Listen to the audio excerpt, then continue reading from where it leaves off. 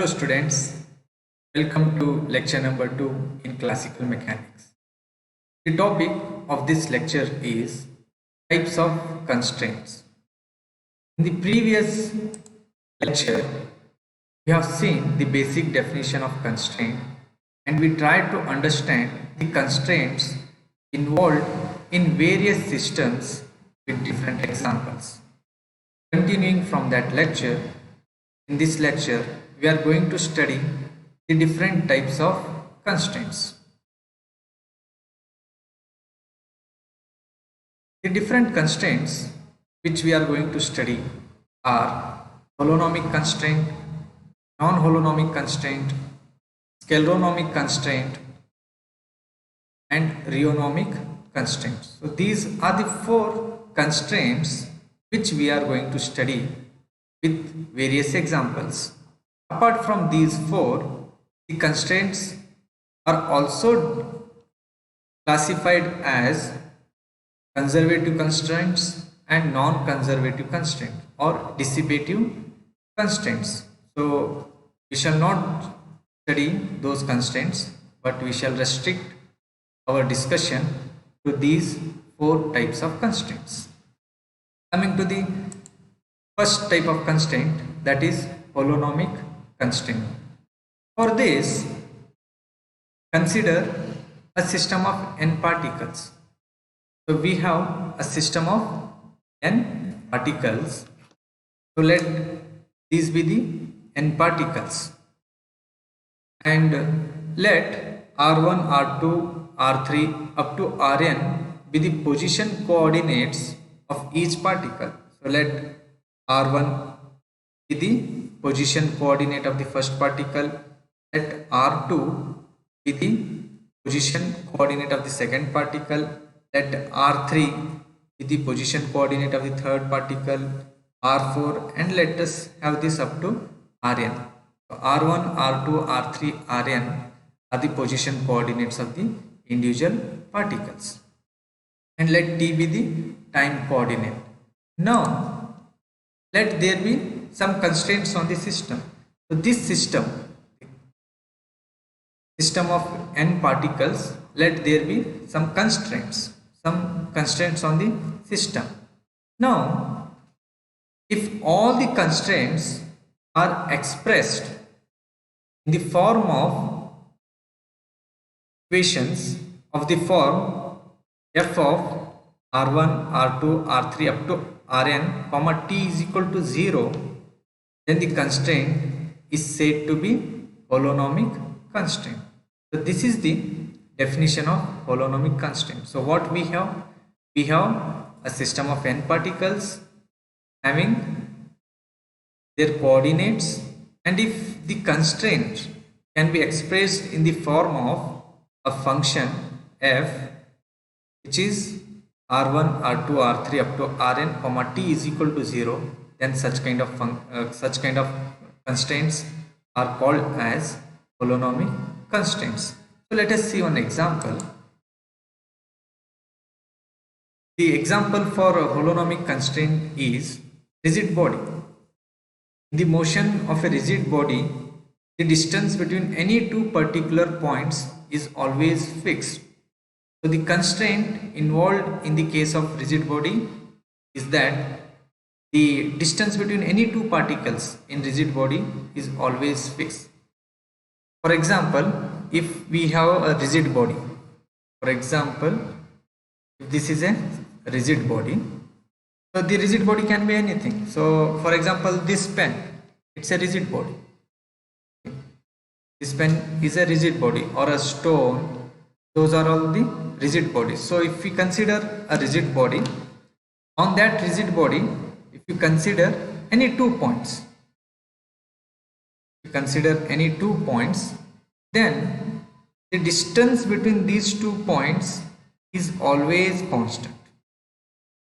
So the constraint involved in the case of rigid body is the distance between any two particles. So I am taking these two particles, or I may take these two particles.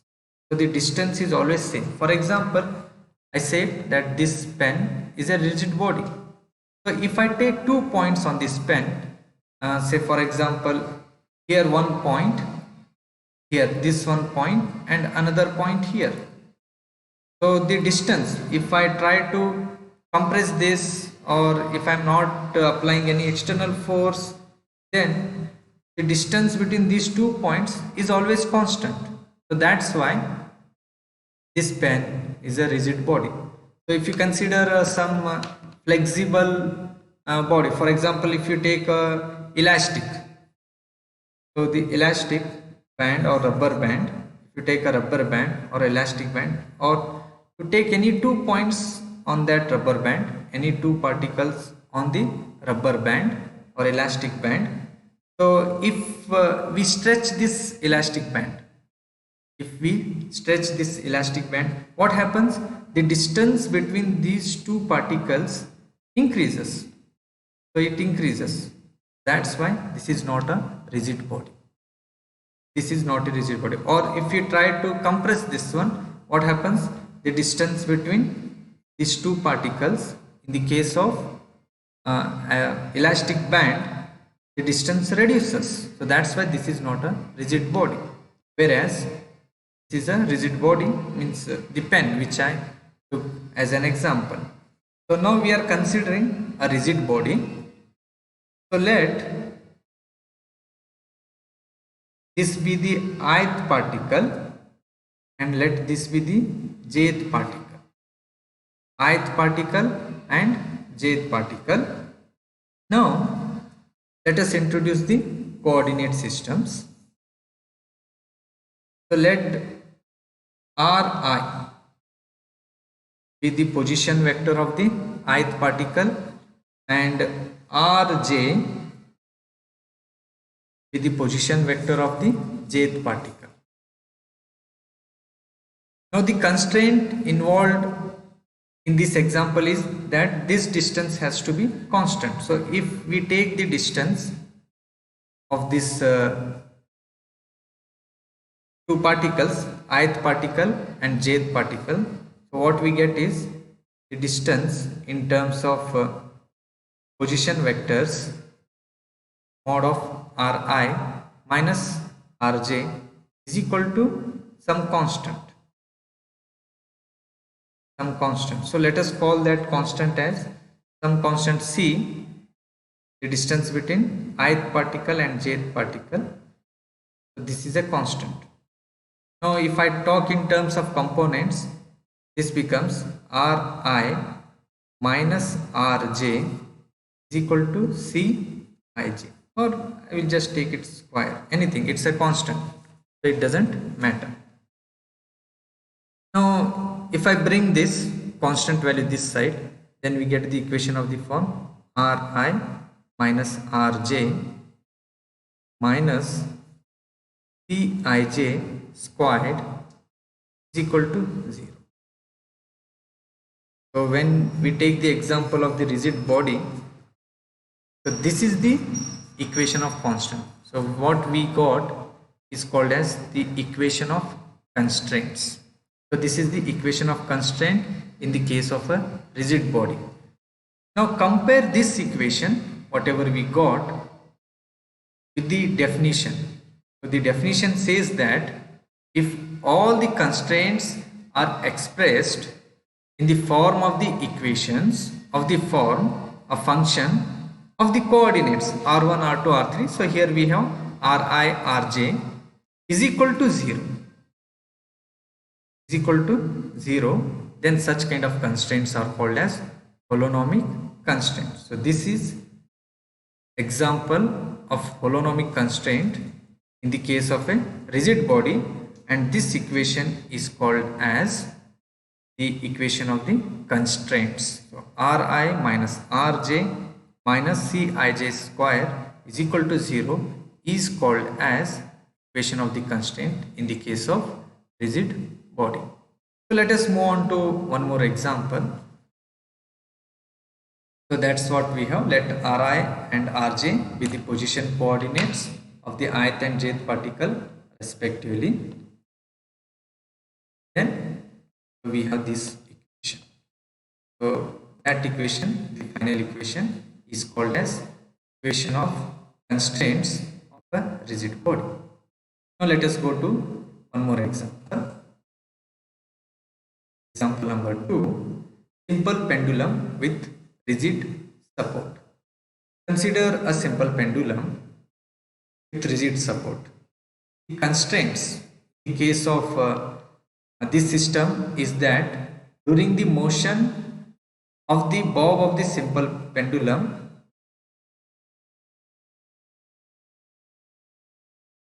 from the point of suspension, it remains constant with time. So the constraint involved in case of a simple pendulum is that string length. So if you have the support, so whatever the string length is there, so that is the constraint involved. It remains constant. So let us see this one. This case, we have a simple pendulum. We have a simple pendulum with rigid support.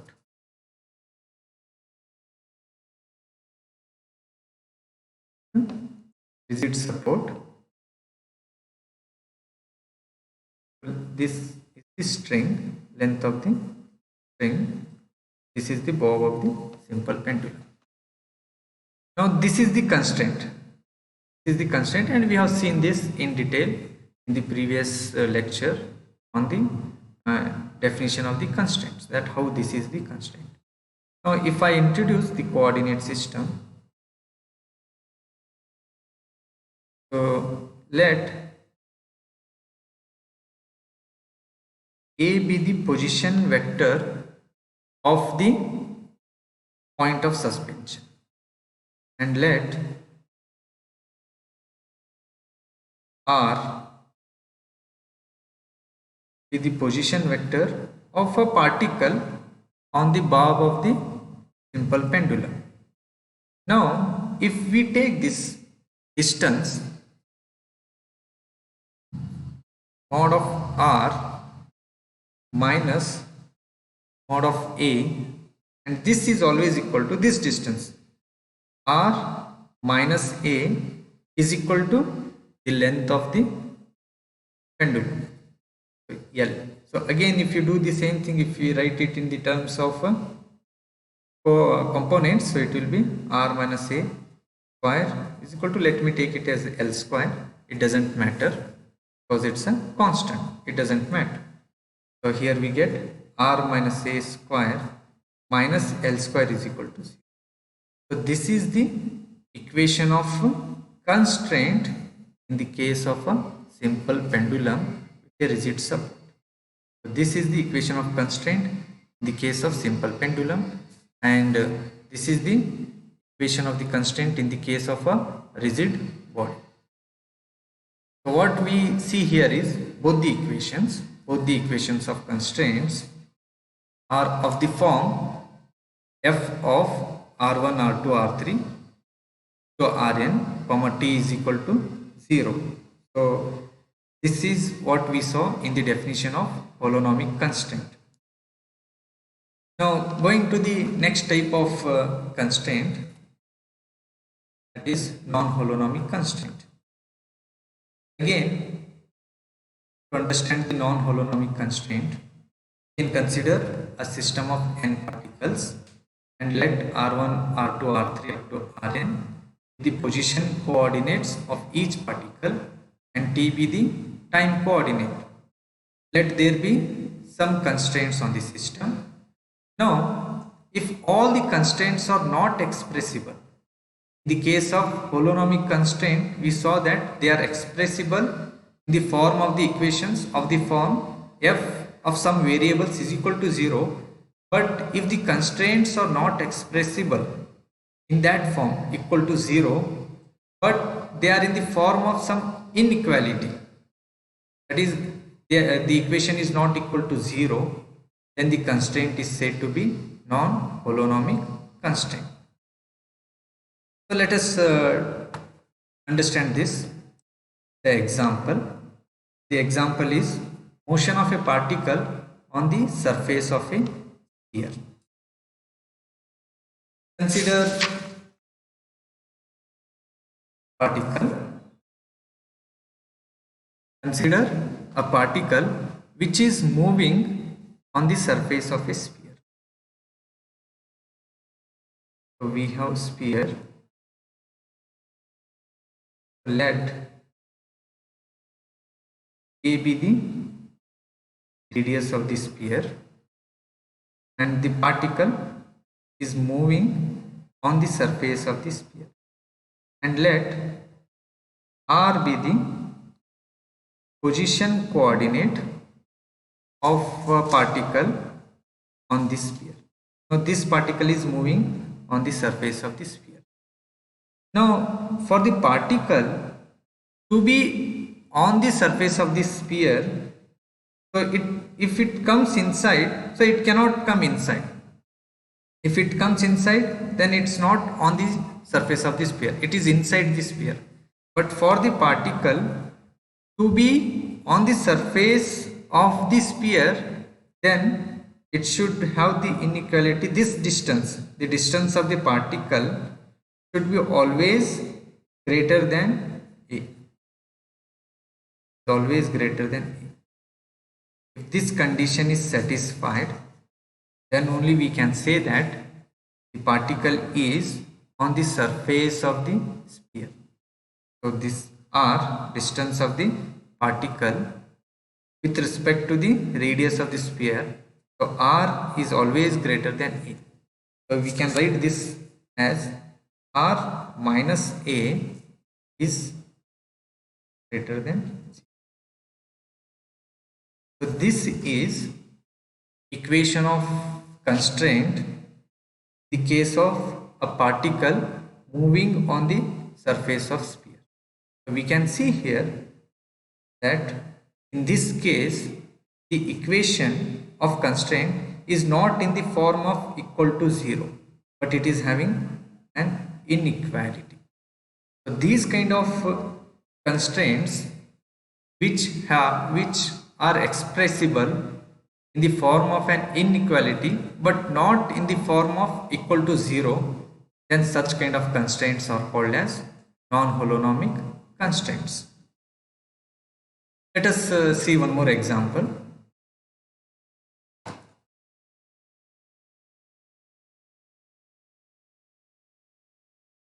So coordinates, the second example in non-holonomic constraint is coordinates involved in the motion of the molecules in a spherical gas container. So if we have a spherical gas container,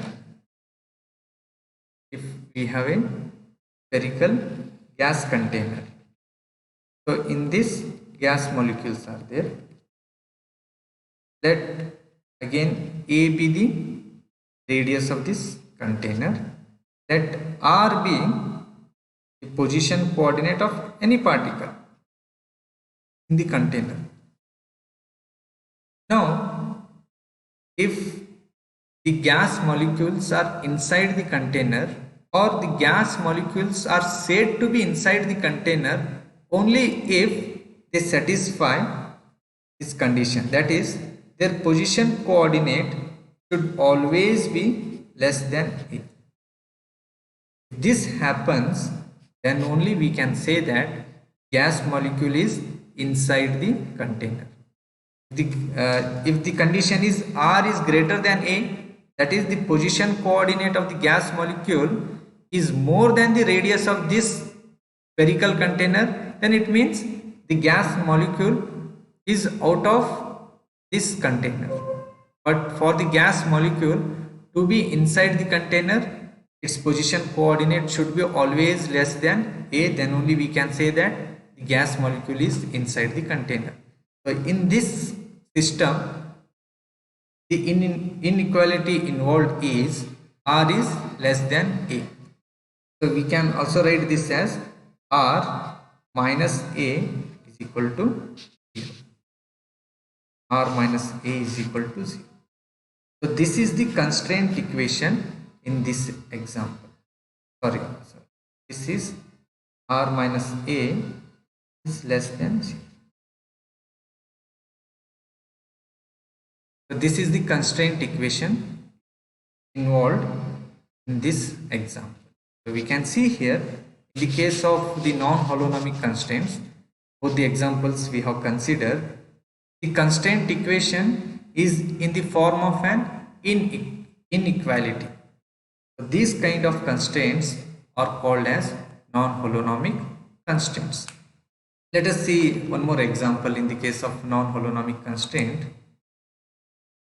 So coordinates involved the motion of an object or a disk which is rolling on a rough surface without slipping is also an example of non-holonomic constraint. So we have a disk,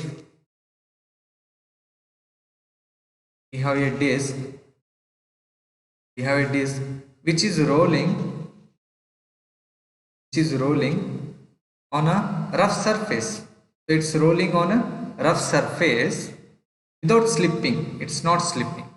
So this is also an example of non-holonomic constraint.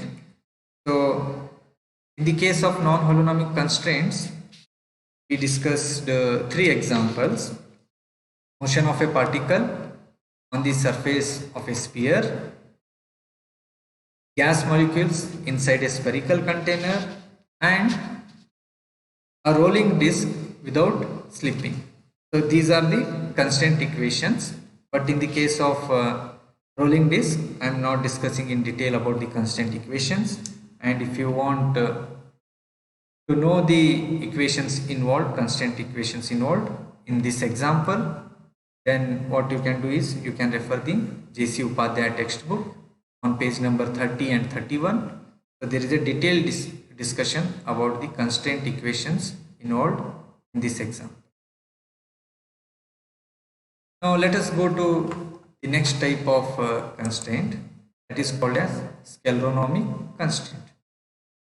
Let's see the definition of this. The constraints which are independent of time are called scleronomic constraints. For example, constraints in the motion of a rigid body. So the rigid body example which we saw just now,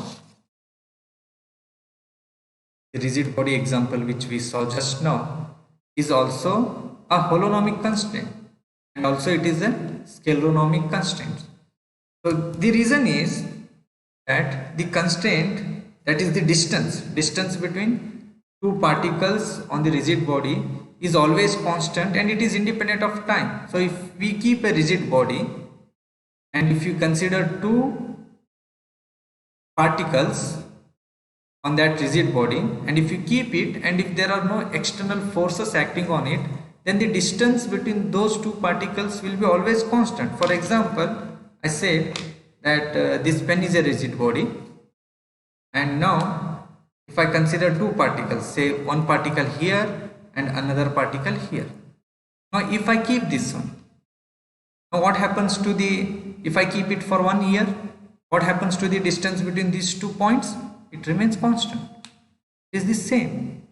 So this constraint is independent of time. So that such kind of constraints are called as scleronomic constraints.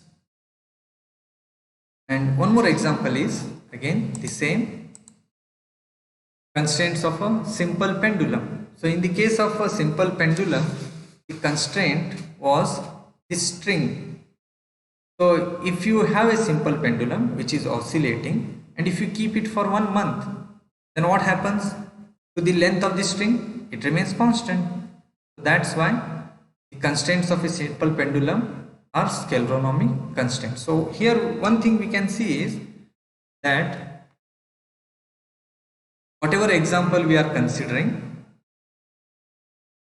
so that example, that constraint example, can also come under 2 different types of constraints. The rigid body, it is a holonomic constraint, and also it is a scleronomic constraint. Constraints involved in the case of simple pendulum is also a holonomic constraint and a scleronomic constraint. So these were the 2 examples in the scleronomic constraint. Now let us go to the fourth type of constraint, which is the rheonomic constraint. The definition of rheonomic constraint is the constraints which are dependent on time are called rheonomic constraints. Scaleronomic constraints independent of time, rheonomic constraints dependent on time. These are all called rheonomic constraints. Example is constraints in the motion of a simple pendulum with a variable length. Now, suppose here we had considered a simple pendulum with a fixed length. The length of the string in that example was fixed. Now, let us consider a simple pendulum in which the length of the string is not fixed. So how can we have that kind of simple pendulum? Suppose we have a rigid support and we have a simple pendulum, a spring, and here the bob is attached. Now if this simple pendulum, this pendulum is having a to and fro motion, at the same time it is having a vertical motion. So as time passes, the length of the simple pendulum, if this spring gets compressed, the length reduces. If the spring gets elongated, then the length increases. So we can see that in this kind of system, the length, the constraint which is involved here is not constant. As time passes, the constraint changes, the length of the constraint changes. So such kind of constraint is called as rheonomic constraint.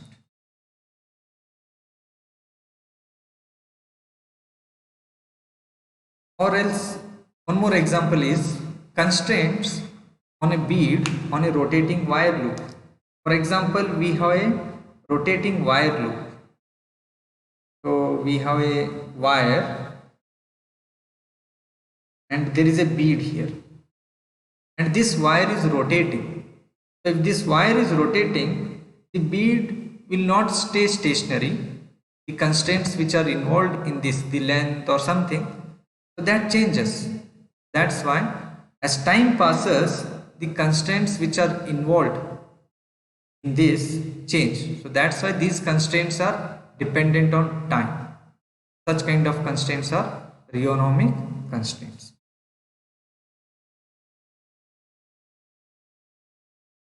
So these were the four types of constraints: holonomic constraint, non-holonomic constraint, scaleronomic constraint, and rheonomic constraint. The keywords are: for holonomic constraint, it is expressible in the form f r1 r2 is equal to 0. For non-holonomic constraint, the constraints are not expressible in the form of an equation equal to 0, but an inequality is involved. For a scaleronomic constraint, it is independent of time, and for the rheonomic constraint, constraints are dependent on time. So these were the four types of constraints which we have discussed, and now let us see what kind of questions can be asked in this topic. So the question can be straightforward 2 marks question. What is holonomic constraint? Give one example. So you need to write the definition and give one example. Another question can be what is non-holonomic constraint? Give one example. Another question can be what is scaleronomic constraint? Give one example. Another question can be what is rheonomic constraint? Give one example. So on each type of constraint you may be asked 2 marks question, or sometimes the question can be what are constraints, name the types of constraints. So you need to write the definition of constraints which we discussed in the previous lecture. Then we have to just name the types of constraints. And another question can be for 10 marks, what are constraints? Explain different types of constraints with examples. So to answer this, you need to define the constraints. Then you need to define all the 4 constraints which we discussed in this lecture, and you should give an example to each constraint, and you should also write the constraint equations which are involved in that example. The same question can be, what are constraints? Explain in detail. So if you look at question number 6, so explain different types of constraints with example was mentioned, but in question number 7 it is just explain in detail. Again, both question number 6 and 7 are the same. So with this we come to end of this lecture, the different types of constraints. In the next lecture we shall see the different types of coordinates system, the different coordinate systems. Thank you for watching.